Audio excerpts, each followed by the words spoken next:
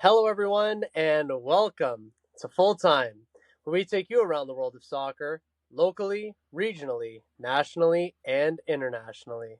The Full Time podcast is presented and powered by 91 Network. You're listening to Season 5, Episode 27 of Full Time. I'm your host, Daniel Scarpino, and with me is our co host, Gitano Gallo.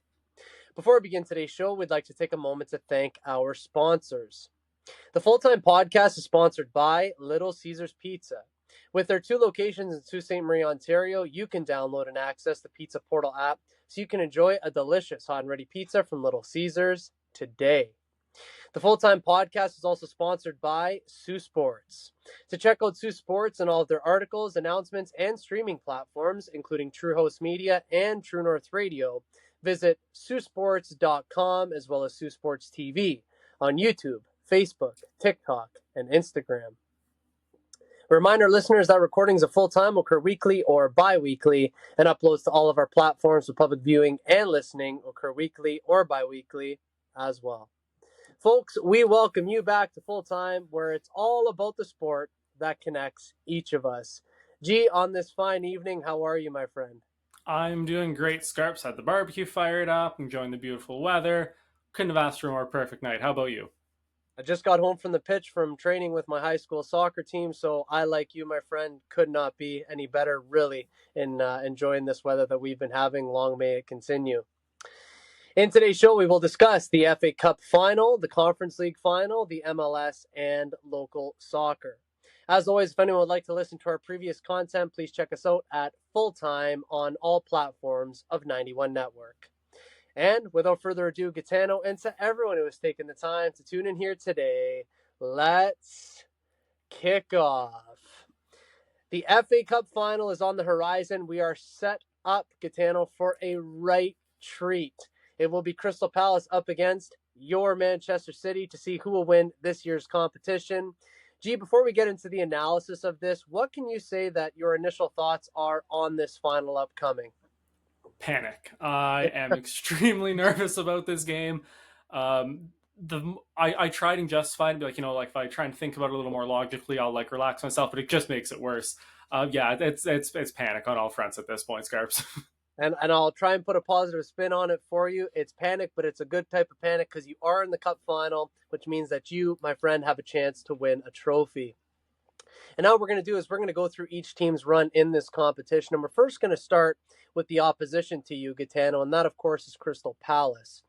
They began their run in this competition with a 1-0 victory over Stockport. From there, they then went on to win their next game by a score of 2-0 against Doncaster. In the 5th round of the FA Cup, Crystal Palace defeated Millwall by a score of 3-1. Quarterfinals against Fulham saw Palace win by a score of 3-0 before yet another 3-0 semi-final victory against Aston Villa, which saw them through to the FA Cup final. G, if you could, please speak to Crystal Palace's run in this competition. Yeah, it's been a little bit low-key, but pretty impressive what they've done. Obviously, the level of competition they face has kind of increased with every round of the FA Cup. The scary part for me and Man City fans as a whole is that Palace's performance has kind of also gone up a level in every round, matching their opponent. And obviously the last couple of rounds playing Premier League teams and pretty handily beating them. This is even if they don't win the FA Cup, this is a really fantastic run for them. Probably the best that they've seen as a club in a very, very long time. It's a scary kind of run to be on the other end of going into this final. Yeah, they've had a formidable run in this competition. They've looked really, really good. I watched the 2 games, the Fulham game and the Aston Villa game, and I was thoroughly impressed with Crystal Palace. And they move into this final, obviously, in a good run of form in this competition. And we'll talk a little bit about your Manchester City as well, Gitano. They started their FA Cup run off with an 8-0 victory over Salford City. They then went on to defeat Leyton Orient by a score of 2-1 in the next round. A 3-1 win in the following game over Plymouth Argyle would set them up for a quarterfinal match where Man City defeated Bournemouth by a score of 2-1. A semifinal against Nottingham Forest saw them win by a score of 2-0, seeing them through to the FA Cup final. Again, G, similar to what I was saying about Palace, I got to watch the Bournemouth and the Nottingham Forest games when City played them. I was thoroughly entertained. Your Manchester City have a chance to win silverware this season. Gitano, speak to their run in this competition, please. Yeah, definitely not as glamorous or impressive as Crystal Palace is. Obviously, like the scoreline, the 8-0 against, I think, no, it wasn't Stockport. Who was it? Salford Anyways, City. Salford, yes, sorry. I always get them confused. But yeah, like the 8-0, outside of that, really no kind of marquee performance, if you want to call it. It's been very much like a lot of grinding, a lot of hard work, really anti-Pep, games, if I can say it that way. If you're picking up what I'm putting down, um, but there was some impressive in the way that we've won. Obviously, coming back from the a goal down against Bournemouth in the quarterfinal, uh, a really back and forth game against the semifinal against Nottingham Forest, where they hit woodwork, I think 3 or 4 times. Like, could have gone either way, but City grinded it out, kept the clean sheet. Um, so yeah, maybe not as impressive and shiny and fancy as the Crystal Palace run. Maybe not as impressive as any of the other kind of cup final runs we've made in the last, call it, 10 years. I think back to the 2023, the treble winning run, where the only goal we conceded was in the final. Like, definitely not anywhere near that level of impressive, but in the final nonetheless. So can't really argue too much with it. Yeah, a chance to win it all the same. So yeah, definitely can't be too upset by that. And of course, it is all down to the final. That's the analysis aside, really. What is your prediction and the ultimate outcome for you, my friend? So I'm never not going to pick City. We've established Yeah. this on the show. So I will pick City. I do think City will win. I'm probably the least confident I've ever been picking City to win in a very long time, anyways. Um, because, in other seasons I would just be like overly confident about City winning, but this season's been a disaster. So I'm less confident about the winning. I do think they'll do it. I think it's gonna be 3-1. It's gonna be 2-1, and City will get like a late goal, kind of to put the icing on the cake when Palace are pushing late. But I think City are gonna win. Well, and you got to back your team, and I fully understand that. And similar to you, I'm never going to go against my Arsenal. That being said, going into this final, and we're going to talk as this show goes on about it being a very strange season. I think that this final has some twists and turns in it, and I've been really impressed with Crystal Palace in this competition specifically. And I think, and you know as well as anybody, I don't go against Manchester City too often, almost never really. But I have a funny feeling that Crystal Palace just might do it in this competition. I think that they're going to sit in really deep. They're going to look to hit on the counterattack. They're going to use that method that they used in the past couple of rounds. And I think that it just might pay off for them one more time. So, of course, you will take Manchester City. I'm going to take a very narrow Crystal Palace victory. The FA Cup final will take place on May 17th. And in our next episode of Full Time, we will review that cup final for all of you. Moving over to another cup competition and specifically a cup final. It's the Conference League that is ready to get up and going with its finale. We haven't spoken really too much at all on this competition this year, but what are your thoughts overall on this still very new competition in Europe? Yeah, I like it a lot. And outside of Chelsea being in it, they kind of don't fit the Conference League mold. Um, as it kind of was set up for. And obviously, they had some disappointing seasons that led to them being in here. But I love the opportunity for kind of smaller, I don't want to say underperforming, but not as big clubs in Europe still getting a chance to win a major European trophy. Um, and it's been entertaining. And any time that I've watched any games I've caught, it's always been good fun. And it's also a great chance for players to kind of make their first appearances on a European stage and kind of give them that boost. So I think all around, I really do enjoy the competition. Yeah, and you know what? When it first kind of started, if you will, I wasn't really a fan of it. I thought it was kind of forced, but I don't feel that way anymore. And the nice thing about football is you can have a change of opinion. And I'm like you now in the sense that, it's another European competition. It's a stage for players to play. Once it gets to, deeper into the knockout rounds, the football does get really good. And as we're going to talk about in this final upcoming, you got two very formidable, reputable teams that are going to go at it. So I've got no problem with this competition now either. And the two finalists this year are Chelsea and Real Betis. In the newly formatted league phase of the European competitions, Chelsea finished first going unbeaten, whereas Real Betis struggled a little bit, only picking up 3 wins, a draw, and 2 losses. Will any of that matter going into this final, Gitano, or is that stuff kind of off the table at this point? I think at this point it's pretty off the table. Like, we were just talking about with the FA Cup final. Like, it's a one-off game. Like, there's nothing else about it. Um, but also, since the league phase ended and the knockout rounds began, there was a transfer window. Both clubs have done business. Real Betis, notably bringing in Anthony from Manchester United, who has remembered how to play football again. Shocking what happens when you leave United. Right? He's really reinvented himself. And like been a huge boost for them. So it's something they didn't have in the league phase playing with them now. So I really just don't think it matters at all, really, at this point. Yeah, again, it's a one-off. It's a cup final. We say it all the time in football. Anything can happen. So I'm with you. All that stuff from the league phase, if you will, goes out the window. And let's talk a little bit here about the knockout phase, Gitano. Both teams had pretty formidable runs in the knockout phase, we'd have to say, and that has obviously led them to this point of the cup final. But who for you out of the two finalists have looked the better? So I think if you look at just like the aggregate scores of their ties, Chelsea obviously look a little more impressive, like on paper. Real Betis having a few like closer ties. I think Chelsea having a couple blowouts. But I think if you actually watch the games, look at the performance, Chelsea really never got it out of like first or second gear. They really didn't have to at any point in any of their ties. Whereas the level that Real Betis had to kind of reach to get to this point in the competition, they've really had to step their game up and really kind of find a new level, which they have found. And again, like Anthony and Isco of all people, I didn't realize he was still playing. Thought he was well retired. Have like really been at kind of the heart of this, and the level that they've found is, I think, significantly higher than what Chelsea's at right now. Yeah, and for me, I was kind of along the same line of thinking of you originally in the sense that I thought that Chelsea may have had the better run in the competition. But then one of my friends, who's a huge Chelsea fan, one of the biggest that I know, was saying that he was terribly scared going into this final because Betis has been really good in the knockout phase. And I did a little bit more diving in, a little bit more research, and I would say, even just on watching some of the second halves of a couple of these games, yeah, Real Betis has been the better of the two teams in the knockout phase. So I think going into this final, I would say Real Betis has a very, very, very slight edge over their opponents, Chelsea.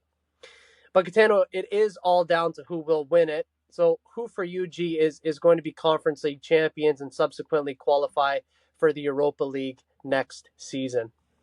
I really don't want them to win, but I've got a really bad gut feeling that Chelsea are going to remember suddenly that they're a multi-billion-pound squad of like some of the world's most expensive players and well-paid players.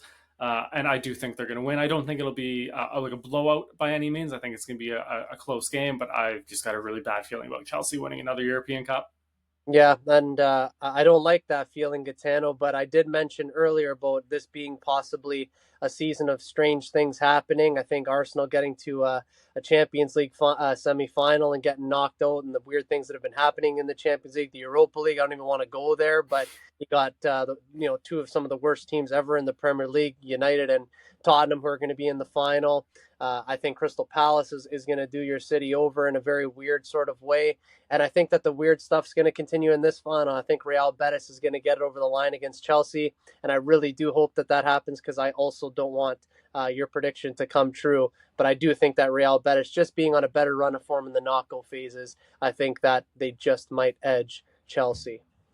The final of the Conference League is set to take place Wednesday, May 28th at 3 p.m. Eastern Time. And in a future episode of Full Time, we will review this final for all of you.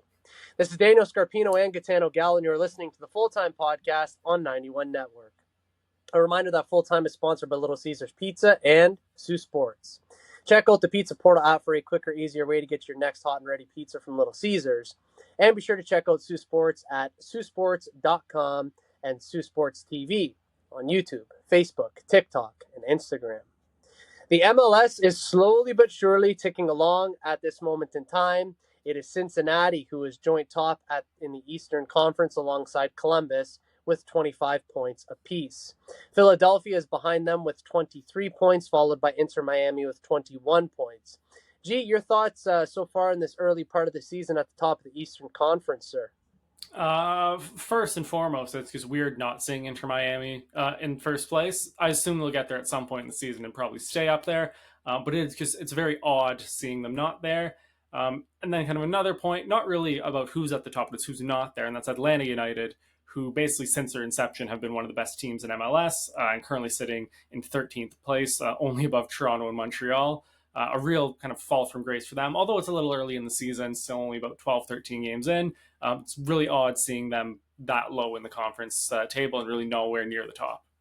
Yeah, I agree with that 100%. And I've enjoyed some of the battles in the East so far. But like you said, specifically to the point of Atlanta, don't expect them to be where they are for very long because they've always been a formidable team. And I expect them to be closer to the top in pretty short order. And our beloved TFC is third from bottom with 10 points. Gee, obviously not from the 10 points point of view, but on a sort of different note, have you seen any notable improvements this season? It's a weird one because yes, we've seen improvements, but the improvements aren't in terms of points or even Right. the results that we're getting. It's the fact that it seems like there's some sort of plan for this like rebuild, restructuring, retooling. We're seeing some sort of structure, some sort of foundation being laid out. A lot of the younger players getting opportunities to learn. Robin Fraser's really been, I think, kind of a revelation in terms of trusting the youth at this point. We haven't seen a TFC manager do that in a very, very long time. Um, so yeah, I think the although maybe the results on the field and maybe the performances aren't the improvement that we were expecting or wanting, the fact that there is at least like being a groundwork being laid out for the improvements, and I don't expect that it'll become maybe this season, maybe not even next season. Um, but I look at this young group of players that TFC has, the kind of core-ish players surrounding them, the Jonathan Osorios of the world, Sean Johnson and net, like not young players, but good core guys to have around. And you're looking, okay, like there's kind of now a path forward. And I do trust that these young players are going to kind of make the steps, and maybe they're not going to be world beaters and MLS All Stars, or maybe get us back to winning a treble, the only one in MLS history, by the way. But it does look like there is some sort of path, for lack of a better term, up the table in the conference at some point, which we haven't really seen since Greg Vanney left TFC in 2020, 2019. Yeah. So yeah, there's improvements kind of in that aspect. Not on the pitch yet, but I do, and it might just be some blind trust, but I do blindly trust that that this kind of groundwork being laid out is going to get us back to being at least a not awful MLS team at this point. That would be a great step. Yeah, and you know what, Gitano? I mean, if you purely look at the points, you'd say no. But if you look internally at how things are being rebuilt and the structure of the club and the team being reassembled, if you will, you'd have to say that there's notable improvements that are being made slowly but surely. But I am with you. I see that, there is a process there, and I wouldn't even call it necessarily blind trust. I just have, a decent amount of trust in that over time it will improve, it will get better. But even though we're not seeing the exact results we want on the pitch, I think over time, the way that things are being structured right now, I think that we're going to be okay. In the West, Vancouver is the out and out leaders with 27 points. Trailing them is Minnesota and Portland with 22 and 21 points, respectively. Gee, I got to tell you, I've really enjoyed watching Vancouver to start the season. Just that sort of transition football that they play up and down, playing with a lot of risk, and just so free spirited, especially in the attack. Just been so fun to watch. If you could speak so far to how they've started their season. Yeah, it really like deeply pains me to say it, but they remind me of the 2017 treble Yeah. winning TFC team. Not just in the results, but the style of play. Just they look like they are just leagues above MLS in terms of their play right now. And like I take a little detour out of MLS to the CONCACAF Champions League. We're there in the final. Uh, an incredible run from them there as well. Already beating two Mexican teams who are just notoriously a pain in the ass to play, especially when you have to go to Mexico, the altitude difference, the atmosphere difference, and manhandling Inter Miami in the semifinal. Just one of the best runs from an MLS team that we've ever seen.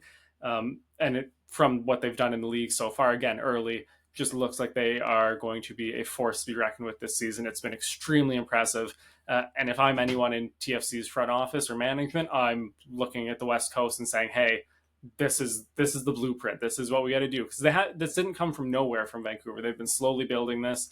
Even if you go back to the days of like selling Alfonso Davies, reinvesting that money in younger players, not just going and signing like 34, 35 year olds, like investing in the team, investing in a lot of Canadian players, which I know is a big thing right now. That they have like this really good core of Canadian kids. Um, yeah, if I'm TFC, I'm looking at that and I'm saying, why are we not doing that? And as a fan, it really does hurt me, but I'm so jealous of what they're doing out in Vancouver right now. Yeah, you said so many intelligent things there, Gitano. But yeah, definitely things to take note of. Certainly a blueprint, but this has been a long time coming, no doubt. There's been steady improvements over the years with Vancouver, and obviously it's manifested itself onto the pitch this season, and they're just a delight to watch. So I do think that moving forward, that everyone does need to keep a close eye on them because they are in mighty form, and I can't see them dropping off at any time, any really at all. I was going to say soon, but I was going to, really ever. I can't see them dropping off. They've just been that good. So definitely going to keep an eye on them as well as everything else in the West. And of course, you can get all of your MLS updates right here on Full Time as the season progresses. And now it is time for a local soccer update.